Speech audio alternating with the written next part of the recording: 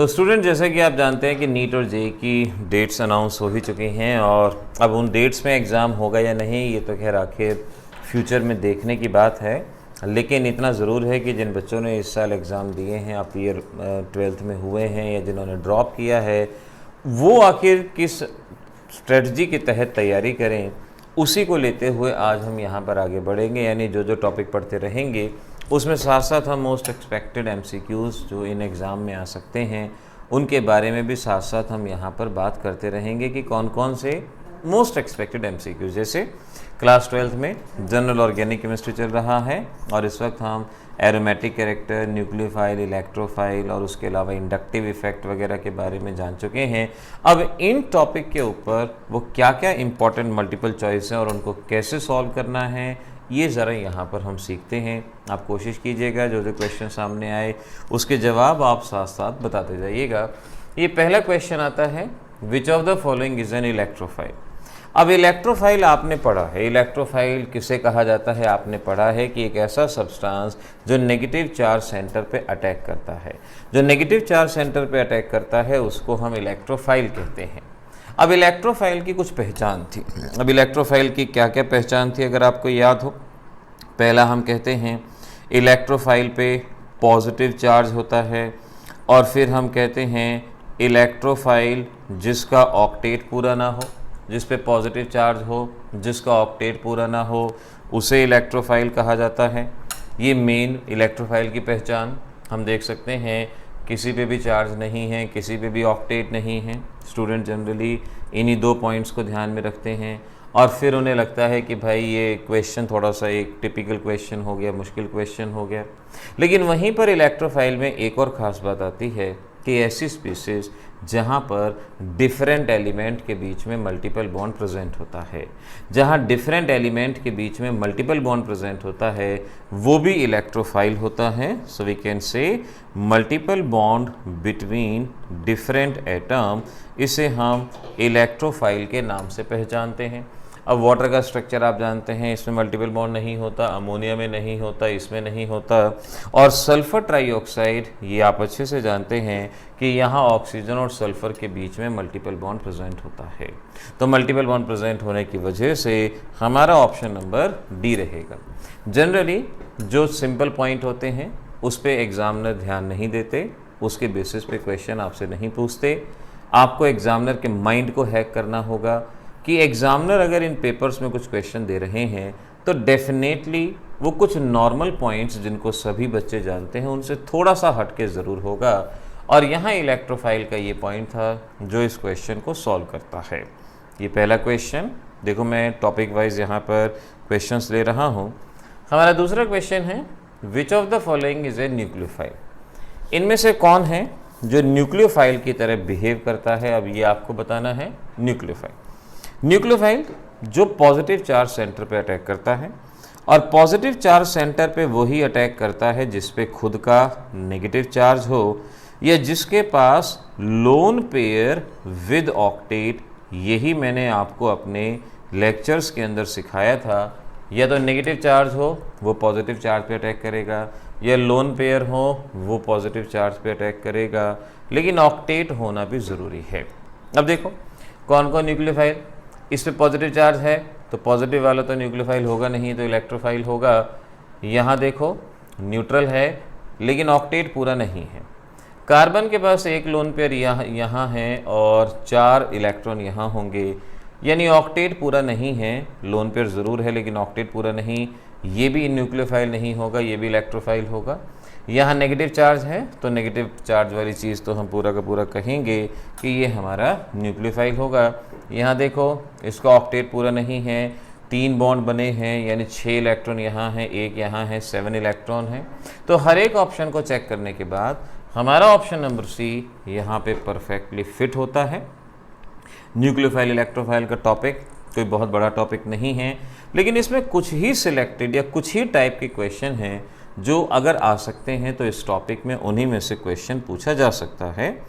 अब ज़रा इस अगले क्वेश्चन की तरफ ध्यान दो, which of the following series contain electrophile.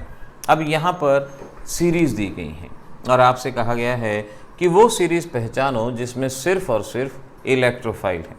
अब इलेक्ट्रोफाइल की पहचान क्या है, ये मैंने अभी आपको यहाँ पर ऊपर बताई थी।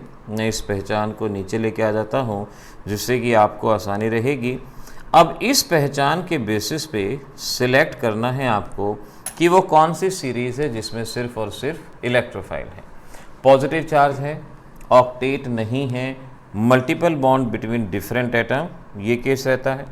तो आप समझ पाओगे यहाँ पर अगर आप देखोगे तो इस केस में इसका ऑक्टेट पूरा है, लोन पेयर है, यानी ये तो इलेक्ट्रोफाइल नहीं होगा। अब मल्टीपल चॉइस में एक खास बात है, ज़रूरी नहीं है कि आप तीनों को कंपेयर करो, आप पहले को ही कंपेयर कर लो। पहले को कंपेयर करोगे, अगर वो आपके जवाब में फिट बैठता है तो सही है, नहीं तो आगे बढ़ो अगले ऑप्शन में।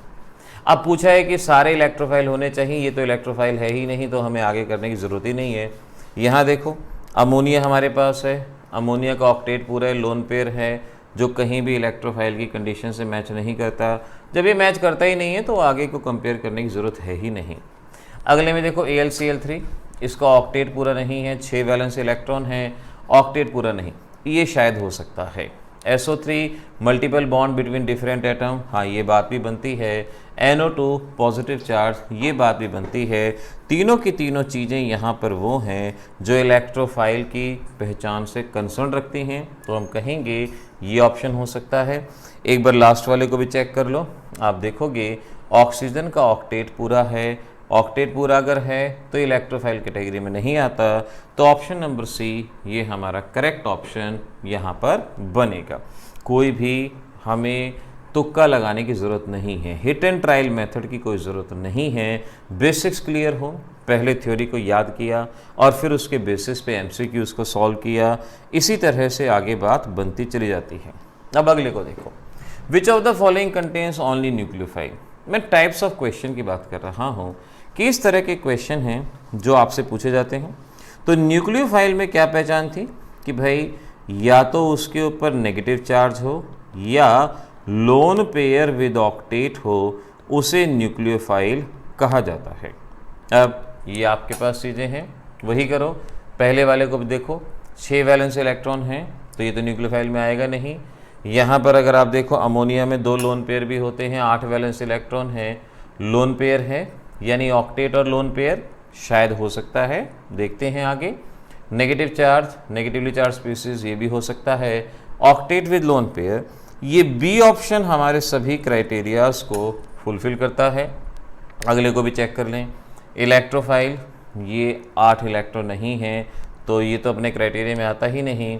यहाँ लोन पेयर, आगे देखो ये न्यूक्लियोफाइल है, लेकिन इसके पास ऑक्टेट पूरा नहीं है। अगर ऑक्टेट पूरा नहीं है तो उसको इलेक्ट्रॉन चाहिए, वो इलेक्ट्रॉन डोनेट नहीं करेगा, उसको इलेक्ट्रॉन चाहिए।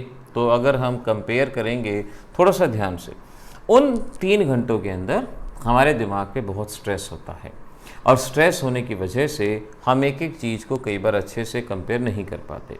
तभी कहते हैं मल्टीपल चॉइस की प्रैक्टिस कीजिए, मैक्सिमम प्रैक्टिस कीजिए। जो भी ऑब्जेक्टिव की बुक है, हर रोज़ का एक पैटर्न बना लो कि भाई मुझे हर सब्जेक्ट के 100 MCQs आज से हर रोज़ सॉल्व करने हैं, हर सब्जेक्ट के। कोई भी चैप्टर एट रैंडम उठा लो, केमिस्ट्री का एक उठा लो, 12th का, 11th का, फिजिक्स का उठा लो, और मैथ या बायो जो भी है उसका एक एक चैप्टर उठा लो कि रोज़ के रोज़ 100 MCQs। आज से लेके जब आपका पेपर होगा तब तक के दिन काउंट कर लो और सोच लो आप कितने मल्टीपल चॉइस तैयार कर लेंगे, और बहुत उम्मीद है कि उसमें से काफ़ी सारे मल्टीपल चॉइस आपके एग्ज़ाम में अपीयर हों। तो हमारे इस 4th क्वेश्चन का ऑप्शन नंबर बी ये यहाँ पर करेक्ट बनेगा, ये हमारा जवाब रहेगा। अब चलो अगले क्वेश्चन पे। Now which is more acidic. अब ये क्वेश्चन बहुतों को परेशान करता है, ये इस क्वेश्चन में काफ़ी लोग परेशान होते हैं। एसिडिक कैरेक्टर में जनरली हम कार्बोक्सिलिक एसिड पढ़ते हैं, लेकिन एग्जामिनर ट्विस्ट कर देता है, वो एल्कोहल को यहाँ पर दे देते हैं, एल्कोहल को। ध्यान रखना, ये हाइड्रोजन है, ये ड्यूटेरियम है। आइसोटॉप्स ड्यूटेरियम और वाटर, अगर हम H हटा के ड्यूटेरियम लगा दें तो D2O बनता है। केमिकल प्रॉपर्टी सेम होती है, फिजिकल प्रॉपर्टी डिफरेंट, यानी उनकी रेट ऑफ रिएक्शन में फ़र्क होता है। तो अगर कहीं ड्यूटेरियम भी है, आपको अजीबोगरीब लगता है, तो बेशक से वहाँ पर आप हाइड्रोजन लगा सकते हैं, जिससे आपको समझने में आसानी हो, क्योंकि जहाँ पर केमिकल बिहेवियर की बात है वहाँ पर आइसोटॉप्स का केमिकल बिहेवियर सेम होता है। ऐसे ही ये एक्चुअल में आपका देखा जाना हुआ कंपाउंड है CH3OH, हाइड्रोजन को हटा के यहाँ पर ड्यूटेरियम लगा दिया गया है, बस इतना यहाँ पर फ़र्क है और कोई फ़र्क नहीं है। अब एल्कोहल्स के केस में, एल्कोहल हो या कार्बोक्सिलिक एसिड हो, जनरली ये कहते हैं कि acidic strength is directly proportional to -I and inversely proportional to +I। अगर इंडक्टिव इफेक्ट कंपेयर करें तो directly to -I, inversely to +I। और एल्कोहल में अब जो पॉइंट बता रहा हूँ उस पॉइंट को ध्यान रखना, सभी एल्कोहल वाटर से वीक एसिड होते हैं, सभी एल्कोहल वाटर से वीक एसिड होते हैं except methyl alcohol. Methyl alcohol water से स्ट्रॉन्गर एसिड होता है। सभी एल्कोहल वाटर से वीक होते हैं, मिथाइल एल्कोहल वाटर से स्ट्रॉन्गर। हर एक कंपाउंड, एल्कोहल हो, एसिड हो, एल्डिहाइड हो, यहाँ पर अगर कोई एक्सेप्शनल बिहेवियर आता है तो वो हमेशा फर्स्ट मेंबर आता है। यानी जितने भी कार्बोक्सिलिक एसिड हैं उनमें सबसे स्ट्रॉन्गर कौन? पहला member, that is formic acid. ऐसे ही एल्डिहाइड में अगर कोई एल्डिहाइड एक्सेप्शनल बिहेवियर दे रहा है तो कौन सा होगा? पहला, फॉर्मेल्डिहाइड। ऐसे ही एल्कोहल्स में अगर कोई एल्कोहल बिल्कुल अलग बिहेवियर दे रहा है तो वो कौन सा होगा? Methyl alcohol. एल्कोहल में एक और बात ध्यान रखना कि जैसे जैसे कार्बन का नंबर बढ़ता है पॉइजनस कैरेक्टर कम होता है, पॉइजनस कैरेक्टर कम होता है। अगर मैं मिथाइल अल्कोहल कहूँगा इसमें कार्बन कम है तो इसमें पॉइजनस कैरेक्टर सबसे ज़्यादा होता है। जहरीली शराब जिसको कहा जाता है, जिससे लोग अंधे हो जाते हैं, वो मिथाइल अल्कोहल। लेकिन अगर इसमें कार्बन बढ़ेगा, इथाइल अल्कोहल अल्कोहलिक बीवरेज में इस्तेमाल किया जाता है। प्रोपाइल अल्कोहल, इसका इस्तेमाल घाव को साफ़ करने के लिए, आइसोप्रोपाइल अल्कोहल का इस्तेमाल घाव को साफ़ करने के लिए वो किया जाता है, जिसको रबिंग अल्कोहल के नाम से भी पहचानते हैं। तो अल्कोहल में जैसे जैसे कार्बन बढ़ता है वैसे वैसे पॉइजनस कैरेक्टर। देखो, हर क्वेश्चन के साथ कुछ ना कुछ इंपॉर्टेंट बातें ज़रूर बता रहा हूँ, ये अपने इंपॉर्टेंट नोट्स में साथ साथ ऐड कर लेना। तो एसिडिक कैरेक्टर अगर अल्कोहल का आता है तो आपको ये बात ध्यान रखनी है कि सभी अल्कोहल वाटर से वीक हैं लेकिन मिथाइल अल्कोहल स्ट्रॉन्ग है। नाउ दिस इज अल्कोहल और ये वाटर है, वाटर जैसा हो गया D2O। यहाँ ऑक्सीजन से हाइड्रोजन अटैच है ही नहीं, ये तो एसिड है ही नहीं। एसिड होने के लिए ज़रूरी है कि हाइड्रोजन ऑक्सीजन से अटैच हो ऑर्गेनिक कंपाउंड में, तो ये तो एसिड है ही नहीं। और ये है आपका मिथाइल अल्कोहल से रिजेंबल करता है। So now I can say C option को तो देखना ही नहीं है क्योंकि यहाँ ऑक्सीजन से हाइड्रोजन कनेक्ट नहीं है। अब ये है आपके पास मिथाइल अल्कोहल, ये है वाटर, और ये मिथाइल अल्कोहल में ड्यूटेरियम को यहाँ पर ऐड कर दिया गया है, हाइड्रोजन की जगह deuterium. Now we can understand कि मिथाइल अल्कोहल और मिथाइल अल्कोहल ये वाटर से स्ट्रॉन्गर हैं, यानी CH3OH और CD3OH ये दोनों के दोनों वाटर से स्ट्रॉन्गर हैं। अब इन दोनों में से ज़्यादा स्ट्रॉन्गर कौन होगा, इसको कंपेयर करेंगे -I इफेक्ट से। ड्यूटेरियम का -I इफेक्ट हाइड्रोजन से ज़्यादा होता है, ड्यूटेरियम का -I इफेक्ट हाइड्रोजन से ज़्यादा होता है, और -I इफेक्ट ज़्यादा होता है तो एसिडिक कैरेक्टर ज़्यादा होता है। एक टिपिकल क्वेश्चन है, इस क्वेश्चन में बहुत गलतियां होती हैं, लेकिन इसमें थोड़ा सा ध्यान रखना होगा कि -I इफेक्ट आइसोटॉप्स में अगर आप देख रहे हैं तो हायर आइसोटॉप्स का -I इफेक्ट ज़्यादा होता है, और सभी अल्कोहल वाटर से वीक लेकिन मिथाइल अल्कोहल वाटर से स्ट्रॉन्गर। इस पॉइंट को याद रखना। अब हमारा अगला क्वेश्चन ये भी एसिडिक कैरेक्टर से रिलेटेड है आपके पास, ज़रा ध्यान से देखो। ऑर्थोमिथॉक्सीफिनॉल, ऑर्थोमिथाइल फिनॉल, मेटानाइट्रो। मैं इनके स्ट्रक्चर भी साथ के साथ बना देता हूँ। ये है फिनॉल, यहाँ है मिथाइल, यहाँ है मिथॉक्सी और मेटानाइट्रो। अब आपसे पूछा गया है किसकी हाई pK वैल्यू है। ध्यान से देखना, हाई pKa वैल्यू। मैंने आपको इंडक्टिव इफेक्ट के वीडियोस में खास तौर पे इस बात को बताया था कि एसिडिक स्ट्रेंथ, मैं यहाँ पर याद दिला देता हूँ, acidic strength directly proportional to Ka, inversely proportional to pKa। ये मैंने इंडक्टिव इफेक्ट के वीडियो के अंदर बताया था। अगर आपने नहीं देखा है तो आप प्लेलिस्ट में जाके उस वीडियो को देख सकते हैं। Acidic character directly to Ka and inversely to Pka।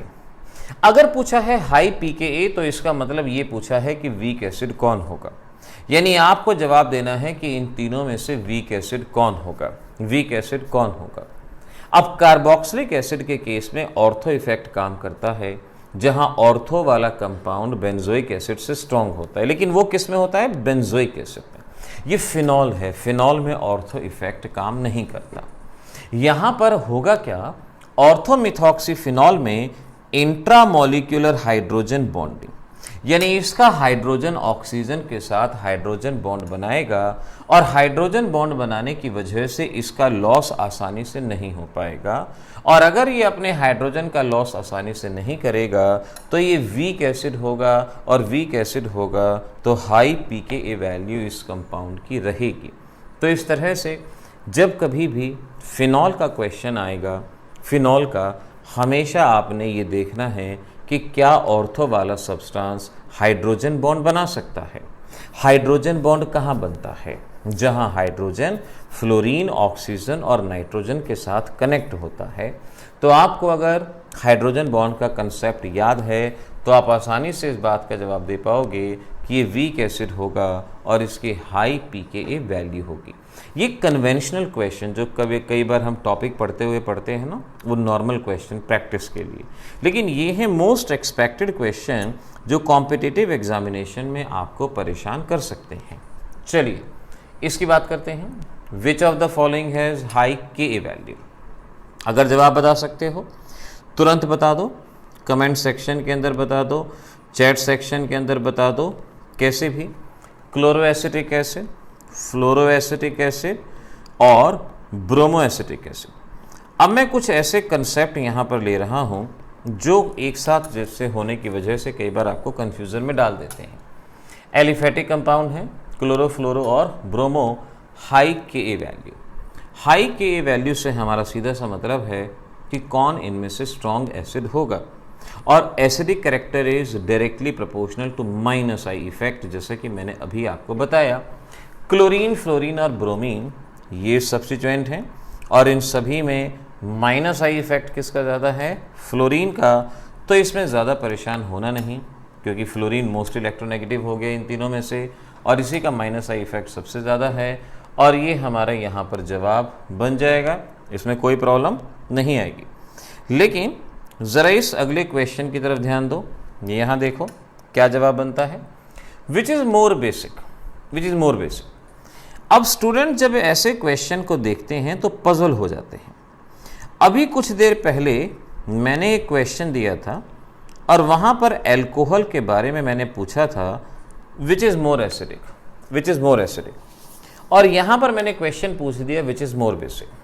अब इस बात को समझो कि एल्कोहल एम्फोटेरिक होते हैं। Alcohols are amphoteric in nature. Amphoteric का मतलब एसिडिक भी होते हैं, बेसिक भी होते हैं। ये अपने प्रोटॉन का लॉस कर सकते हैं तो ये एसिडिक होते हैं, और ये लोन पेयर का लॉस भी कर सकते हैं और इसीलिए ये बेसिक भी होते हैं। तो एसिडिक भी हैं और बेसिक भी हैं। यहाँ पूछा है कि कौन ज़्यादा बेसिक है। बच्चे इसी बात पे गौर नहीं करते, वो ध्यान नहीं दे पाते। तो बेसिक कैरेक्टर के लिए directly proportional to plus I, inversely proportional to minus I, आपको ये कंसेप्ट सिखा रखा है। आप समझ जाओ, ये मिथाइल है, ये इथाइल है, दोनों में से प्लस आई इफेक्ट किसका ज़्यादा, इथाइल का, और प्लस आई इफेक्ट ज़्यादा होने की वजह से यही आपका स्ट्रॉन्गर बेस होगा, ये स्ट्रॉन्ग बेस की तरह बिहेव करेगा। तो इस तरीके से हमारा जवाब होगा ऑप्शन नंबर बी, ये स्ट्रॉन्ग बेस की तरह यहाँ पर बिहेव कर रहा है। तो कोई भी सब्सटेंस ब्रोंस्टेड एसिड है या बेस है, ये डिपेंड करता है कि उसके साथ आपको क्या दिया गया है, उसके बेसिस पे डिपेंड करता है। अगला है which possesses high Pkb value. Orthomethyl aniline and orthoethyl aniline, ये है ऑर्थोमिथाइल और ये है ऑर्थोइथाइल। अब एनिलीन के बारे में आपसे यहाँ पर पूछा गया है, आपको इसका जवाब देना है कि कौन हाई पीकेबी। हाई पीकेबी का मतलब क्या हुआ? जैसे अभी मैंने हाई पीकेए कहा था, तो we must understand basic character is directly proportional to Kb and inversely proportional to pKb. So we can say that if high pKb it means the lower basic strength. अगर हम high pKb की बात कर रहे हैं तो इसका मतलब हम ये पूछ रहे हैं वीक बेस कौन सा होगा। अब एनिलीन के केस में ऑर्थो इफेक्ट आता है, और ऑर्थो इफेक्ट में ये कहा जाता है कि जो ऑर्थो पोजीशन पे होता है वो वीक बेस होता है एज कंपेयर टू एनिलीन। अगर ऑर्थो पोजीशन पे कोई सब्स्टिट्यूएंट है तो वो वीक बेस होता है, क्योंकि प्रोटॉन इसके पास आना चाहता है लेकिन ऑर्थो वाला ग्रुप वाइब्रेट करता है और प्रोटॉन को आने नहीं देता और बेसिक कैरेक्टर को रिड्यूस करता है। लेकिन इस क्वेश्चन में तो गड़बड़ ये आ गई कि यहाँ भी ऑर्थो पे है और यहाँ भी ऑर्थो पे, दोनों ही जगह ऑर्थो पे। तो इन दोनों में से वीक बेस कौन सा होगा? तो आप समझ सकते हो कि ऑर्थो इफेक्ट का कारण मैंने क्या बताया? रिपल्शन। कि ऑर्थो पे जो ग्रुप होता है आने वाले ग्रुप को रोकता है। ये बड़ा ग्रुप है, वो छोटा ग्रुप है। इथाइल ग्रुप बड़ा है तो ये आने वाले ग्रुप को ज़्यादा दूर तक रिपेल करेगा, उसे बिल्कुल भी पास नहीं आने देगा, और बिल्कुल भी पास नहीं आने देगा तो वीक बेस होगा as compare to first. So we can say the second one is weak base as compared to first, और अगर ये weak base है तो इसकी pKe वैल्यू pKb वैल्यू ज़्यादा रहेगी। सो ऑर्थो इथाइल एनिलीन एक weak base होगा as compared to ortho methyl aniline, समझना होगा। इस तरह से हमारा ये क्वेश्चन यहाँ पर बना। अब ये देखो, this is again one of the classical question, one of the important question. Normally यहाँ पर भी बच्चों से गलती होती है। High dipole moment is of paradichloro paraxylene paramethyl nitrobenzene. मैं आपको एक चीज बता दूं कि डायपोल मोमेंट का जब टॉपिक हमने इंडक्टिव इफेक्ट में पढ़ा था तो हमने उसके डिटेल के बारे में बताया था। फिर भी एक चीज को अलग से समझ लो, जरा एक चीज को समझ लो। इफ बोथ ग्रुप, अगर दोनों ही ग्रुप प्लस आर या माइनस आर हैं, दोनों ही ग्रुप, जैसे पैराडाइक्लोरोबेंजीन दो क्लोरीन अटैच है, अगर दोनों ही ग्रुप प्लस आर या माइनस आर हैं तो ऑर्थो का डायपोल मोमेंट ज्यादा होता है, फिर मेटा का और फिर पैरा का, अगर दोनों ही प्लस आर और माइनस आर है। लेकिन if one is plus R and other is minus R, अगर एक प्लस आर है और दूसरा माइनस आर है, दो ग्रुप हैं, एक प्लस आर एक माइनस आर, तो para is greater than Meta is greater than ortho, ये बदल जाता है। जनरली आप बच्चे सिर्फ फर्स्ट पॉइंट को ही ध्यान में रखते हैं, सेकंड पॉइंट को ध्यान में नहीं रखते। इसको अब अलग से नोट कर लेना। पैराडाइक्लोरोबेंजीन आपके पास ये है, ये पैराडाइक्लोरोबेंजीन, क्लोरीन का प्लस आर, क्लोरीन का प्लस आर, दोनों का ही प्लस आर इफेक्ट है। दोनों का प्लस आर इफेक्ट होगा तो पैरा वाला वीक होता है। पैराजाइलिन, जाइलिन का मतलब होता है मिथाइल ग्रुप का होना, यहाँ पैरा पोजीशन पे मिथाइल ग्रुप है, इसका भी प्लस आर, इसका भी प्लस आर, दोनों का प्लस आर इफेक्ट है। अगर दोनों का एक जैसा इफेक्ट है तो पैरा वाला वीक होता है। पैरामिथाइल नाइट्रोबेंजीन ये है, और यहाँ पर आप समझो कि NO2 माइनस आर है और CH3 प्लस आर है। NO2 minus are, CH3 plus are, यानी एक प्लस आर और एक माइनस आर। और अगर एक प्लस आर और एक माइनस आर होगा तो पैरा वाला हमेशा स्ट्रॉन्गर होगा। So we can say the option number C is the correct one. It will possess higher dipole moment due to different nature of group attach. एक electron withdrawing है तो एक electron releasing है, इस वजह से इसका डायपोल मोमेंट यहाँ पर ज़्यादा होगा, हायर होगा। डायपोल मोमेंट का ये क्वेश्चन और ये टॉपिक इसको अलग से ज़रूर नोट करके रखना, इंपॉर्टेंट रहता है। ये कार्बोकैटायन का क्वेश्चन आ गया।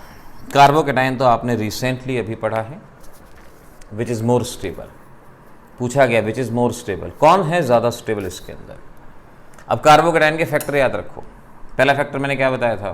पहला फैक्टर था एरोमेटिक, एंटी एरोमेटिक। जो एरोमेटिक होता है सबसे ज़्यादा स्टेबल होता है। एरोमेटिक ना हो तो रेजोनेंस देखते हैं, रेजोनेंस ना हो तो हाइपर कंजुगेशन। पहले एरोमेटिक देख लो, क्योंकि जहाँ भी साइक्लिक होगा तो एरोमेटिक देख लो। आप देखोगे कॉन्जुगेशन है, प्लेनर है, और यहाँ पर देख रहे हैं 6 वैलेंस इलेक्ट्रॉन हैं, ये एरोमेटिक है।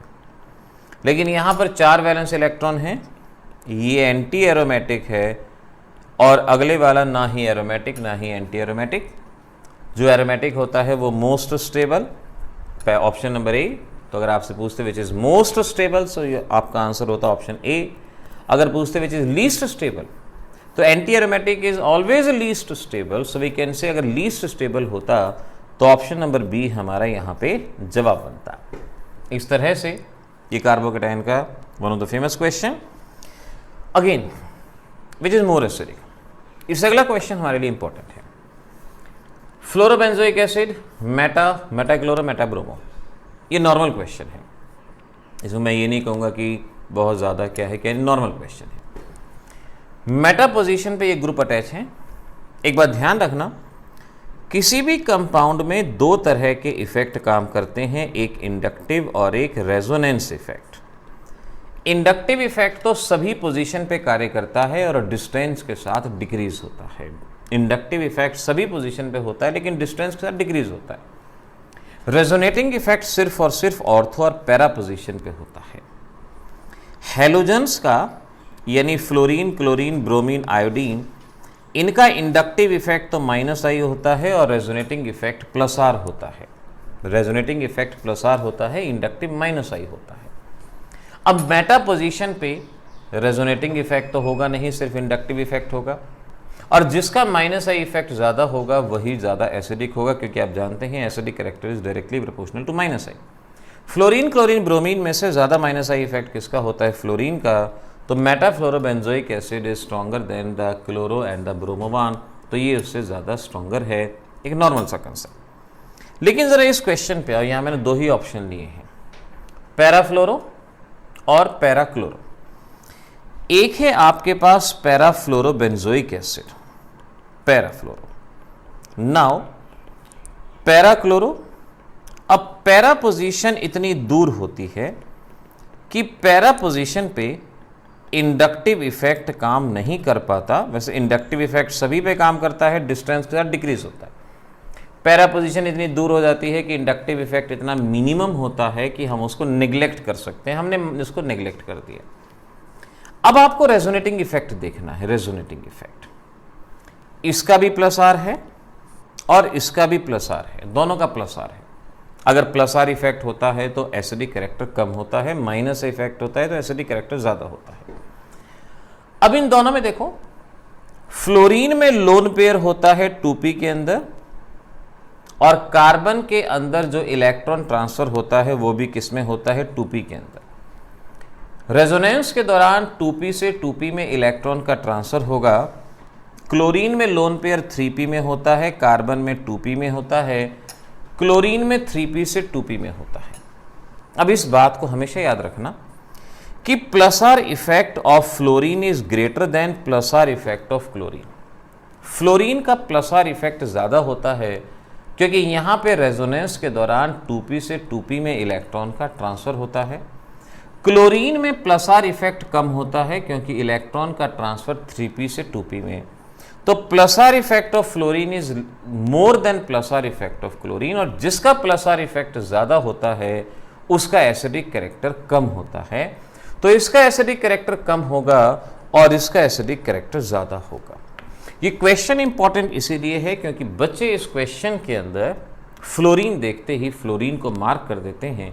एग्जामिनर इस बात को जानते हैं कि स्टूडेंट फ्लोरीन को मार्क करेंगे, इसीलिए वो इस क्वेश्चन को देते हैं, और ये क्वेश्चन आपका एक इंपॉर्टेंट क्वेश्चन बनेगा। लास्ट क्वेश्चन करते हैं अब। Which of the following is not an electrophile? इनमें से कौन इलेक्ट्रोफाइल नहीं है? एक बड़ा क्लासिकल क्वेश्चन है, कोशिश करो कि आपका ही जवाब आ जाए। कौन इलेक्ट्रोफाइल नहीं? और ये मैंने खास तौर पे जब टॉपिक कराया था, लेक्चर बताया था, उसके अंदर भी आपको बताया था कि कौन इलेक्ट्रोफाइल नहीं है। ऑक्टेट पूरा नहीं है, ऑक्टेट पूरा ना हो तो इलेक्ट्रोफाइल होता है, ऑक्टेट पूरा नहीं है, ऑक्टेट पूरा नहीं है, ऑक्टेट पूरा नहीं है, तो थियोरेटिकली तो चारों इलेक्ट्रोफाइल हैं। लेकिन इस टॉपिक के दौरान मैंने खास तौर पे आपसे ये कहा था कि BF3 सबसे ज़्यादा बार पूछा गया क्वेश्चन है।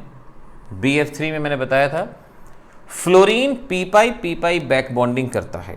मैं याद दिला दूं, बोरॉन के पास वेकेंट ऑर्बिटल होता है, फ्लोरीन का साइज छोटा होता है और फ्लोरीन का साइज छोटा होने की वजह से फ्लोरीन अपने इलेक्ट्रॉन पेयर को बोरॉन को ट्रांसफर कर देता है पी पाई बैक बॉन्डिंग।